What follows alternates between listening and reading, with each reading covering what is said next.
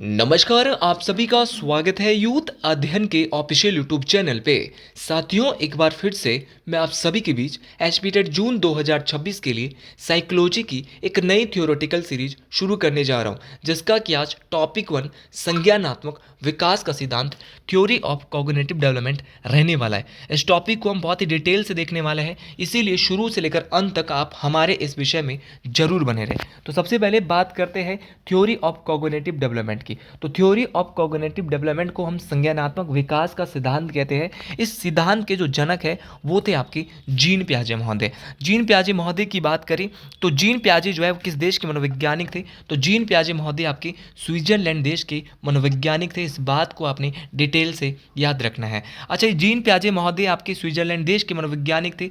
इनकी बात करें, इनका जन्म कब हुआ था? तो इनका जन्म जो है वो 9 अगस्त 1896 को हुआ था। और ये जो टॉपिक है आपकी टेट परीक्षाओं में कई बार पूछा जाता है। और इनकी जो मृत्यु हुई थी वो 16 सितंबर 1980 थी। ये आपके जीन पियाजे महोदय, आप इनको देख भी रहे होंगे।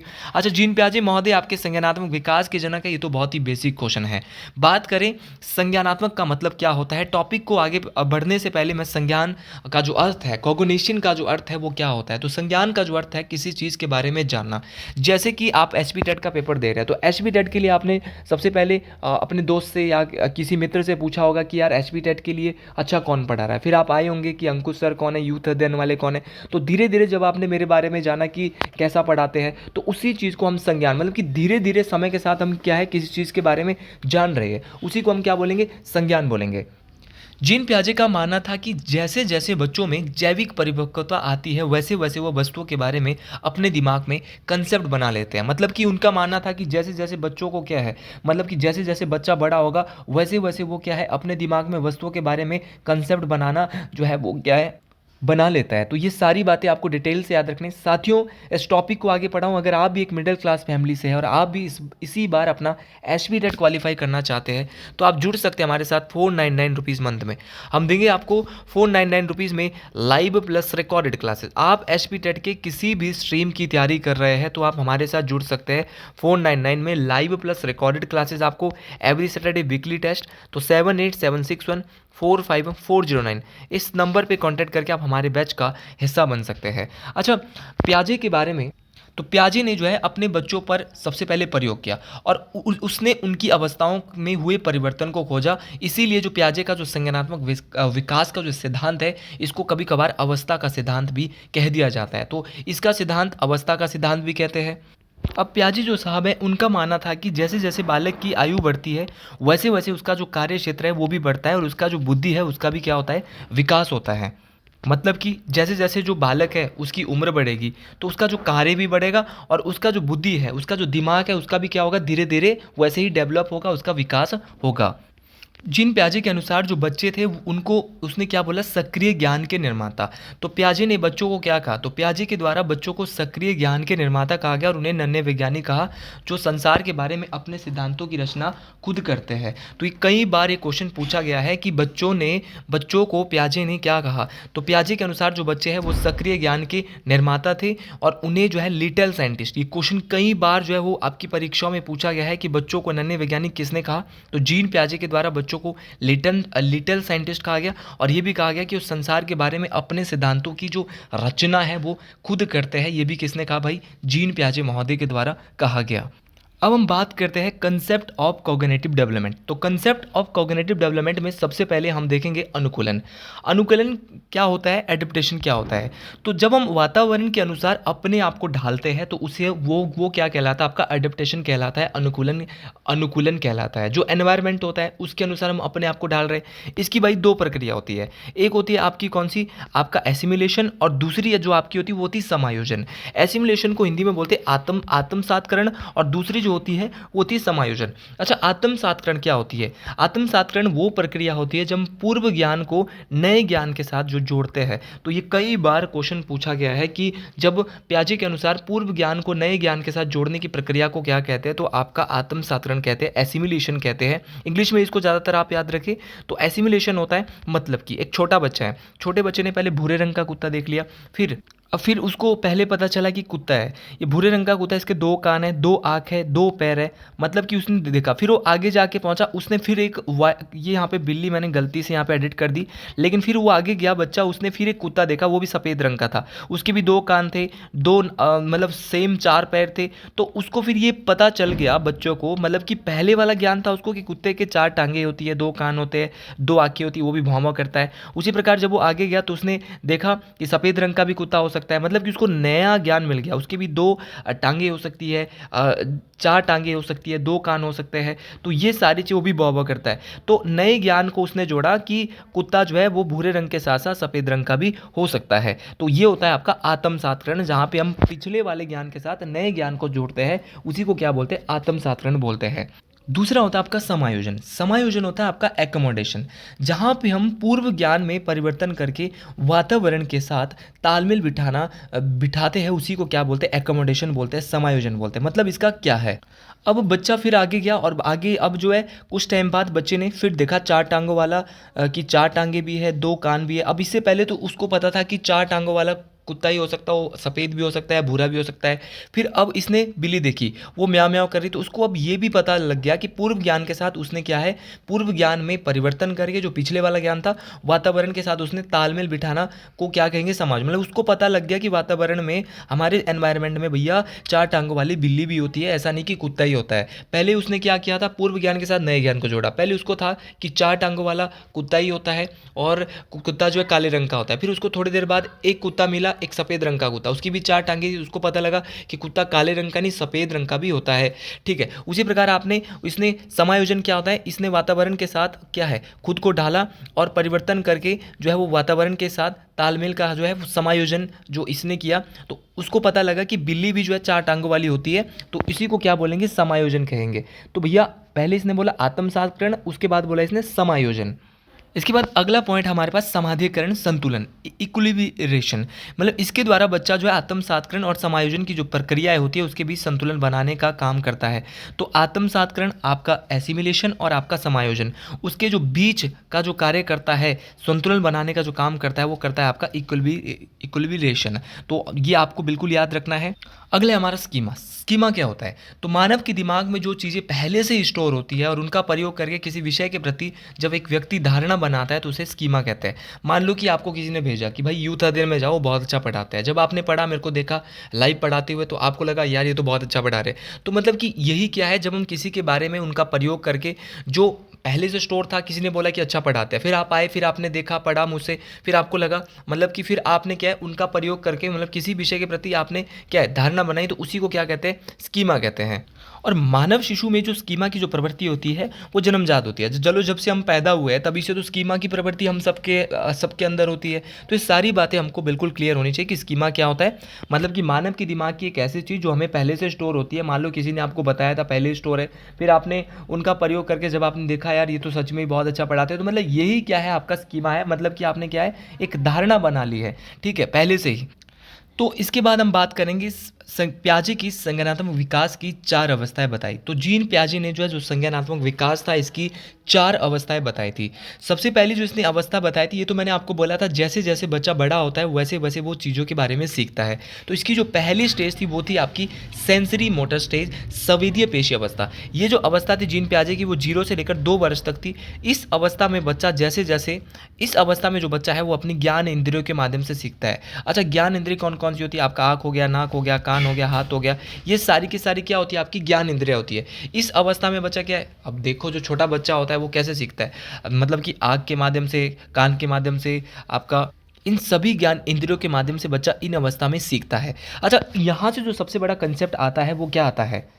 तो वह है आपका वस्तु स्थायित्व। वस्तु स्थायित्व को बोलते हैं ऑब्जेक्ट परमानेंस। ऑब्जेक्ट परमानेंस का गुण एक ऐसा गुण है, यानी बच्चा अपने दिमाग में वस्तुओं की छाप बनाता है। मान लो आपने बच्चे से कोई रिमोट है, इस रिमोट को आपने बच्चे के सामने चुरा दिया, कहीं बेड के पीछे चुरा दिया, तो अगले दिन जो है बच्चा उसकी छाप बना देगा भाई। दूसरे दिन आप खुद भूल जाओगे, लेकिन बच्चा नहीं बोलेगा, बच्चा बोलेगा कि यहाँ पे जो रिमोट है वो आपने बेड के पीछे रखी है। मतलब कि छिपी हुई वस्तुओं को भी जब बच्चा ढूंढ लेता है, मतलब कि अपने दिमाग में वो किसी वस्तु की एक छाप बना लेता है। ये गुड़िया है, इससे हमने रिमोट छुपा लिया, कि अब टीवी नहीं देखना है, एक दिन छुपा दे, इसने देख लिया कहाँ छुपाया है, तो अगले दिन हम खुद भूल जाएंगे, लेकिन बच्चा नहीं भूलेगा, बच्चे को पता चल जाएगा कि रिमोट जो है उसने बेड के पीछे ही छुपाया था।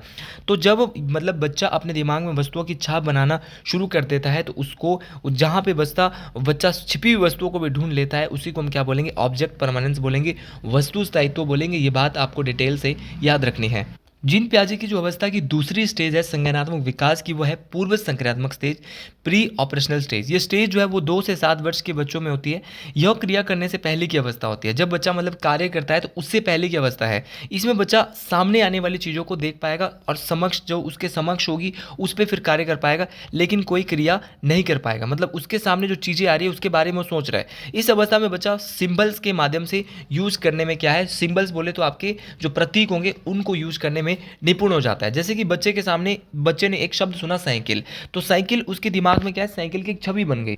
मतलब कि यहाँ पर बच्चा क्या है, जो आपका पूर्व संक्रियात्मक अवस्था होती है पियाजे की जो सिद्धांत की जो दूसरी स्टेज है, यहाँ पर बच्चा जो है अपने दिमाग में छवि बनाना शुरू कर देता है। तो जैसे कि बच्चे ने साइकिल सुना तो उसको सामने साइकिल आ जाएगी भाई, तो उसके जो तो ये जो सिंबल्स के माध्यम से जो बच्चा है वो प्रतीकों के माध्यम से अपने आप को जो है वो निपुण किस अवस्था में होता है, तो पियाजे की दूसरी अवस्था में होता है। अब यहाँ पे मैं आपको 2 कंसेप्ट समझाने वाला हूँ। एक है आपका जीववाद जिसको एनिमिज्म कहते हैं, और दूसरा आपका ईगोसेंट्रिज्म। तो सबसे पहले बात करते हैं जीववाद। जीववाद क्या होता है, तो ये कई बार क्वेश्चन पूछा गया कि जीववाद जो है बच्चे जो एनिमिज्म जो है वो बच्चे में किस अवस्था में यहाँ पे होता है। तो जब बच्चा सजीव और निर्जीव वस्तुओं के बारे में अंतर नहीं कर पाता। मान लो ये बच्चा यहाँ पे क्या है, ये रेलिंग से टकरा गया, इस रेलिंग से टकराया तो ये रो गया, तो इसकी मम्मी ने क्या है, इसको शांत करने के लिए क्या बोला, इस रेलिंग को मार दिया कि भाई बोला मैं इसकी पिटाई करती हूँ। तो बच्चे को ये पता नहीं है कि रेलिंग को कोई दर्द नहीं होगी, तो लोहा है, ये कोई ऐसी चीज़ नहीं है जो ये कोई इस मानव की तरह है। तो इसको इसकी मम्मी ने इसके सामने पीट दिया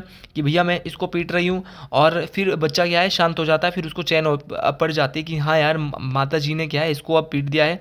तो इसको सजीव और निर्जीव चीज़ों में जिस अवस्था में बच्चा अंतर नहीं कर पाता है उसी को क्या बोलते हैं, हम जीववाद कहते हैं। अगला है पॉइंट यहाँ पे अहम केंद्रित ईगोसेंट्रिज्म। जब बच्चा यह सोचना शुरू कर देता है कि वो जो कर रहा है, जो सोच रहा है वो सब ठीक है, तो उसी को हम क्या कहते हैं, ईगोसेंट्रिज्म। ये इसी अवस्था में आता है। अब जब 2 से 7 साल का बच्चा होता है, उन बच्चों के अंदर ईगो बहुत होता है। मान लो कि वो सब अपना ही मानते हैं कि उनको अगर डेयरी मिल्क की चॉकलेट पसंद है तो सबको भाई वही चॉकलेट पसंद है, अगर उनके पापा है तो वो उनके ही पापा है, ये मेरी मम्मा है, ये किसी और की मम्मा नहीं है। तो मतलब कि बच्चा इस अवस्था में क्या है, ईगो में रहता है। तो ये भी आपका पूर्व संक्रात्मक अवस्था में होता है। और जीववाद की जो जहाँ पे बच्चा सजीव और निर्जीव चीज़ों में अंतर नहीं कर पाता, वो भी आपकी दूसरी अवस्था में ही होता है। ये भी आपको डिटेल से याद रखना है। अगला है भाई अपलटावी। अपलटावी क्या होती है, इनवर्सिबिलिटी। तो इसमें बच्चा वस्तुओं, संख्याओं और समस्या आदि को उलटना पलटना नहीं सीखता। अगर इसी अवस्था में अगर आप बच्चों को बोल देंगे कि 5 + 4 9 होते हैं, तो फिर अगर फिर से पूछेंगे आपकी 4 + 5 कितने होते हैं, तो वो समझ नहीं पाएगा कि 4 + 5 क्या होते हैं, आपके 9 होते हैं। मतलब उसको इतना पता है कि 5 + 4 9 होते हैं, लेकिन अगर 4 + 5 पूछने जाए तो उसको पता नहीं कि 4 + 5 भी 9 ही होता है। जैसे कि एक बच्चे को बोला अपलटावी क्या होता है, जिस अवस्था में बच्चा क्या है, समस्याओं को उलटना पुलटना नहीं सीख पाता है। मतलब कि आपने बच्चों को बोला, अब बच्चे को आपने क्या बोला, बच्चे को आपने बोला कि भारत की राजधानी दिल्ली है। फिर अगर आपने उससे अगर सेम क्वेश्चन पूछ लिया कि दिल्ली किस देश की राजधानी है, तो उसको पता ही नहीं चलेगा कि क्वेश्चन क्या पूछ रहे हैं। तो इस अवस्था में अपलटावी का जो गुण है वो भी नहीं आ पाता। ठीक है। तीसरा है भाई मुद्रा संप्रत्यय, दूरी, भार, ऊंचाई की योग्यता। अब यहाँ पे क्या होता है कि बच्चा जो है इस अवस्था में और क्या नहीं हो पाता कि मुद्रा संप्रत्यय का, उसमें दूरी, भार, ऊंचाई की योग्यता भी नहीं आ पाती। क्योंकि मान लो कि बच्चा है, छोटा बच्चा है, उसके पास सिक्के दे दिए मैंने बहुत सारे, एक थैला सिक्के का दे दिया और बाकी कागज़ के नोट दे दिए एक तरफ। वो कागज़ के नोट छोड़ देगा, वो सोचेगा तो हल्के है, वो सोचेगा कि मैं तो भारी वाले नोट उठाऊंगा, भारी वाले सिक्के उठाऊंगा। तो यहाँ पे क्या है, मुद्रा संप्रत्यय का जो योग्यता है वो भी यहाँ पे इस अवस्था में बच्चे में नहीं आती है। चौथा पॉइंट है आपका संरक्षण। पांचवा पॉइंट संरक्षण है। संरक्षण क्या है, कंजर्वेशन। तो कंजर्वेशन अगर किसी वस्तु के साइज, आकार या शेप में परिवर्तन कर दे तो उसकी मात्रा में, क्वांटिटी पर कोई प्रभाव नहीं पड़ता है, लेकिन बच्चा इसको समझ नहीं पाता। तो जी हाँ, इस अवस्था में बच्चा क्या है, कंजर्वेशन, संरक्षण उसमें नहीं हो पाता। क्योंकि मान लो 2 गिलास है, एक गिलास बहुत पतला है और इसमें पानी आपका सेम आने वाला है, ये थोड़ा सा क्या है आपका इसका बेस थोड़ा बड़ा है, ये थोड़ा खुला है गिलास। लेकिन बच्चे को लगेगा कि ये तो लंबा है, तो वो कौन से गिलास को चूज करेगा? जो लंबे वाला होगा। बेशक इसमें पानी कम आ रहा हो, बराबर आ रहा हो, लेकिन वो लंबे वाला चूज करेगा। उसको ये पता नहीं है कि भैया इसका साइज में, ये साइज में ही नीचे से बड़ा है, लेकिन वो लंबा देखेगा सबसे पहले। तो संरक्षण का जो, कंजर्वेशन का जो गुण है, वो भी क्या है, इस अवस्था में बच्चे में यहाँ पर वो नहीं समझ पाता, तो मतलब इस अवस्था में नहीं आ पाता। अगला है हमारा क्रमबद्धता। अच्छा, क्रमबद्धता क्या है? तो इसमें बच्चा वस्तुओं को तथ्यों के अनुसार, उनके अनुसार रखना नहीं सीख पाता है। ये छोटा बच्चा है, ये यहाँ पे इनको क्रमबद्ध मतलब कि आपका सीरियल वाइज नहीं रख पाएगा। तो बच्चे को इस अवस्था में क्रमबद्धता का भी, जो प्याजे की दूसरी अवस्था है, क्रमबद्धता का भी क्या रहता है, अभाव रहता है। तीसरी अवस्था है इस प्याजे की मूर्त संक्रात्मक अवस्था। और तीसरी जो प्याजे की अवस्था है वो है मूर्त संक्रात्मक अवस्था। अच्छा, मूर्त संक्रात्मक अवस्था होती है कंक्रीट ऑपरेशनल स्टेज। यह अवस्था जो है प्याजे की 7 से 11 साल के बीच होती है। इस अवस्था में बच्चा जो है वो सामने रखी हुई जो चीज़ें हैं उनको देखकर ही कुछ कर पाता है, उन पर चिंतन करना शुरू कर देता है। मतलब कि जो जो चीज़ें बच्चे के सामने रखी है उन पर क्या है, वो चिंतन करना शुरू कर देता है। तो वो है प्याजे की मूर्त संक्रात्मक अवस्था। मतलब जो जो चीज़ें, मान लो उसके सामने चीज़ें रखी है, तो उन पे वो क्या करेगा, उन पे वो चिंतन करना शुरू कर देगा। इससे पहले आपको मैंने समझाया था, अपलटा भी समझाया था, मुद्रा भार समझाया था, एनिमिज्म समझाया था, संरक्षण समझाया था, क्रमबद्धता समझाया था। तो इनमें ऊपर जो आपका सेकंड वाला था उसमें योग्यता नहीं आती, लेकिन जब प्याजे की तीसरी अवस्था आती है, कंक्रीट ऑपरेशनल स्टेज आती है, तो यहाँ पर वो क्या है, इन सब चीज़ों का अभाव उसमें जो है वो यहाँ पर नहीं होता। अब उसमें इन सब का गुण की, योग्यता का गुण जो है वो आ जाता है। ये बात आपको बेहतरीन तरीके से याद रखना है। तो संरक्षण, जीववाद, एनिमिज्म, कंजर्वेशन, भार और पलटावी, क्रमबद्धता, तो ये सब जो चीज़ें हैं, सारे जो गुण हैं वो किस अवस्था में आते हैं, तो मूर्त संक्रात्मक अवस्था में आते हैं। और इससे पहले जो मैंने आपको बताई थी उसमें आपका क्या है, जो आपका पूर्व संक्रात्मक अवस्था है उसमें क्या आता है, बच्चे में इसमें अभाव रहता है। ये बात आपको बेहतरीन तरीके से याद रखना है। साथियों, थोड़ी माफ़ी चाहूँगा क्योंकि साइकोलॉजी की एक थ्योरेटिकल वीडियो पहली बार आपके बीच लेके आया हूँ, तो थोड़ा समझाने में, अभी फ्लो भी बनने में थोड़ा टाइम लगेगा, समय लगेगा, क्योंकि किसी भी चीज़ को पढ़ाने में थोड़ा समय लगता है। लेकिन कोशिश करूँगा कि आपके बीच हर एक दिन वीडियो लाऊँ, बेहतरीन वीडियो लाऊँ, अच्छे से समझाऊँ, ताकि आप बहुत अच्छे से समझें। अच्छा, इस अवस्था में ये सारे गुण आ जाते हैं, और ये अवस्था, मूर्त का मतलब होता है सामने रखी हुई चीज़ों के बारे में सोचना, उसके बारे में चिंतन करना। उसी को हम क्या बोलते हैं, कंक्रीट बोलते हैं। और ये जो अवस्था है वो 7 से 11 साल के बीच में आती है। क्वेश्चन कई बार आपके एचपीटेट परीक्षाओं में पूछा गया है। इसी अवस्था में जो प्याजे की तीसरी अवस्था है, इसी अवस्था में प्याजे में जो आगमनात्मक तर्कणा, जो हाइपोथेटिकल थिंकिंग है, यह आती है। मतलब कि इसी अवस्था में, मतलब कि बच्चा उदाहरण पर आधारित होकर जो है वो तर्क करने लगता है। जैसे कि एग्जाम्पल के लिए, कि क्या पेड़ हमारे लिए ज़रूरी है या नहीं है, तो हमारे लिए बच्चे मतलब तर्क करता है, क्योंकि मतलब कि ये क्या है, हमारे लिए क्या है, ऑक्सीजन देते हैं। तो मतलब कि बच्चा क्या है, बच्चे को उदाहरण मिले तो उदाहरण के ऊपर बच्चा क्या है बाद में तर्क करने लगता है। जैसे कि यहाँ पे मैंने एग्जाम्पल दिया कि क्या पेड़ हमारे लिए ज़रूरी है, तो बच्चे ने तो उस पर तर्क दिया। हमने बच्चों को क्या पेड़ का उदाहरण दिया कि पेड़ हमारे लिए ज़रूरी है, तो बच्चे ने फिर तर्क दिया कि हाँ, पेड़ हमारे लिए ज़रूरी है क्योंकि पेड़ से हमें क्या मिलता है, ऑक्सीजन मिलता है। चौथी जो प्याजे की अवस्था है बहुत बहुत इंपॉर्टेंट है, वो है औपचारिक संक्रात्मक अवस्था। औपचारिक संक्रात्मक अवस्था जो प्याजे की थी, इसको बोलते हैं फॉर्मल ऑपरेशनल स्टेज। ये जो स्टेज है वो 11 से 15 साल के बच्चे में है। यह संज्ञान की सर्वोच्च अवस्था मानी जाती है, जो आपका कॉग्निशन है इसकी सबसे ऊपर की अवस्था मानी जाती है। ये इस अवस्था में बच्चा अमूर्त चिंतन करना लग जाता है। अमूर्त चिंतन क्या होता है, इससे पहले कर रहा था मूर्त चिंतन। मूर्त चिंतन है बच्चे के सामने अगर चीज़ रखी है तभी उस पर वो चिंतन कर पाएगा, तभी उसके बारे में सोच पाएगा। लेकिन यहाँ पर क्या है, अगर मैं आपके सामने नहीं भी हूँ तो भी आप पता लगा पाओगे कि ये वाला व्यक्ति अभी सामने पढ़ा रहा है। मतलब कि बंदा सामने भी नहीं है तो भी आप अपने दिमाग से, अपने थिंकिंग से, अपने चिंतन से पता लगा रहे हो कि कौन पढ़ रहा है। मतलब कि हम अपने दिमाग से ही चिंतन शुरू कर रहे हैं, उसी को क्या बोलते हैं, अमूर्त चिंतन। चीज़ अगर सामने भी नहीं है तो भी हम चिंतन कर रहे हैं। तो अमूर्त चिंतन किस अवस्था में, तो औपचारिक संक्रियात्मक अवस्था में। मूर्त चिंतन के किस अवस्था में, तो मूर्त संक्रियात्मक अवस्था में। ये सारी बातें आपको डिटेल से याद रखनी है। अगला है निगमनात्मक तर्पण। अच्छा, निगमनात्मक तर्पणा क्या होती है, तो निगमनात्मक तर्पणा में इसमें जो बच्चा है वो नियमों के ऊपर तर्क करने लगता है, इसीलिए इसे तार्किक चिंतन की अवस्था के नाम से भी जाना जाता है। तो मतलब कि इसमें बच्चा क्या करता है, निगमनात्मक तर्पणा जो नियम दिए होंगे उस पर बच्चा क्या करेगा, तर्क करेगा। और इसीलिए प्याजे की जो निगमनात्मक तर्कणा है, इसको जो है वो तार्किक चिंतन की अवस्था भी कहा जाता है। और इस अवस्था में जो किशोर मूर्ति के साथ साथ अमूर्त चिंतन करने के योग्य भी हो जाता है, यानी मतलब कि स्मरण मनन आदि करता है। मतलब कि जो ये अवस्था होती है, जो औपचारिक संक्रियात्मक अवस्था होती है, इसमें निगमनात्मक तर्कणा होती है। बच्चा क्या है, जो उसको नियम दे दे कि कोई मैथ का नियम दे दे, भैया उसको उस पे फॉर्मूला लगाना है वो लगा देगा। मतलब कि बच्चा तार्किक चिंतन करता है, मतलब कि वो क्या है, अब दिमाग से तर्क पे चिंतन करने, अगर हमने उसको तर्क दे दिया तो तर्क पे चिंतन करेगा, इसीलिए इसे तार्किक चिंतन की अवस्था भी कहते हैं। और दूसरी बात, इस अवस्था को किशोर मूर्ति के साथ साथ अमूर्त चिंतन की, अमूर्त का मतलब है कि चीज़ उसके सामने नहीं है तो भी वो चिंतन करने लगेगा, मतलब कि यानी इसको क्या बोलेंगे, समरण की अवस्था बोलेंगे। ये सारी की सारी बातें आपको डिटेल से बेहतरीन तरीके से याद रखनी है। तो साथियों, आज के लिए इतना ही। और पियाजे के सिद्धांत की जो आलोचना वो यहाँ पे कुछ वैज्ञानिकों ने की, कि पियाजे ने मानसिक विकास के चरणों के क्रम को अपरिवर्तनशील बताया है, कुछ वैज्ञानिकों का मानना था। लेकिन अगर बच्चों को अच्छा वातावरण दिया जाए तो वो अपनी अवस्था की क्षमता से अधिक सीख सकता है। ये कुछ वैज्ञानिकों का मानना था कि पियाजे ने जो है मानसिक विकास के जो चरणों की जो क्रम है उसको अपरिवर्तनशील बताएं। लेकिन उसने बोला कि अगर बच्चों को अच्छा वातावरण दिया जाए तो वो अपनी अवस्था की क्षमता से भी ज़्यादा सीख सकता है। तो कुछ मनोवैज्ञानिक का मानना है, लेकिन पियाजे का मानना है कि बच्चा अपने उम्र के साथ धीरे धीरे सीखता है, जैसे जैसे उसकी उम्र बढ़ती है वैसे वैसे उसके दिमाग का विकास होता है। तो आज के लिए इतना ही। अगर हमारी वीडियो अच्छी लगी है तो कमेंट बॉक्स में ज़रूर लिखें। हर हर महादेव।